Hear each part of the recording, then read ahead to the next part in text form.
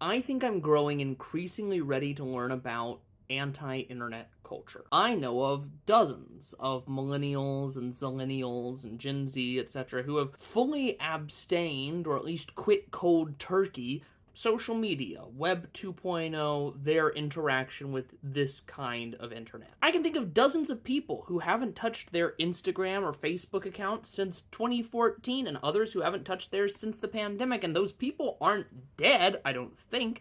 So my question is, how do they do the things that the internet has convinced us we need the internet to do? And I've been thinking about this specifically because I am coming to the conclusion that the internet is no longer very good at doing any of the things we use the internet for. I mean, if you're on the same side of the algorithms that I am, you've already engaged in conversations about how the internet is no longer good at answering a search query thanks to AI chatbots. But that's not the only problem, right? The internet doesn't keep you serviceably up to date on elements of the culture you'd be happy to be passively knowledgeable on. Like, I know this because people say that there are no original movies anymore, or that this movie failed because I didn't see it marketed. I actually started thinking about that one after talking to my older sister earlier this summer, who told me that she stopped looking up movie things a few years ago, and ever since then the algorithms feed her less and less information about movies,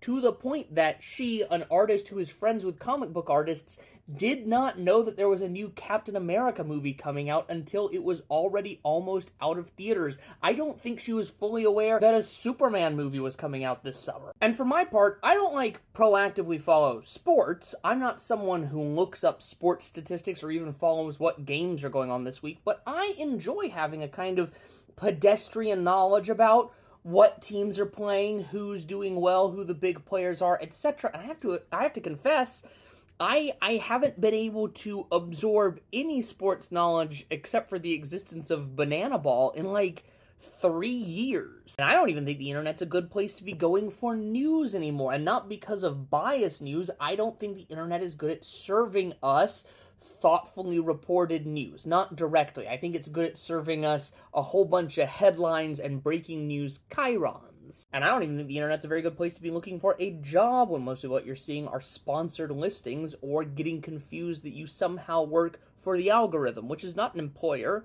it's a toaster. I know that part of this is that I and other people like me need to be much more active participants in life, but the thing I'm ready to learn is with what tools, because this one is not working.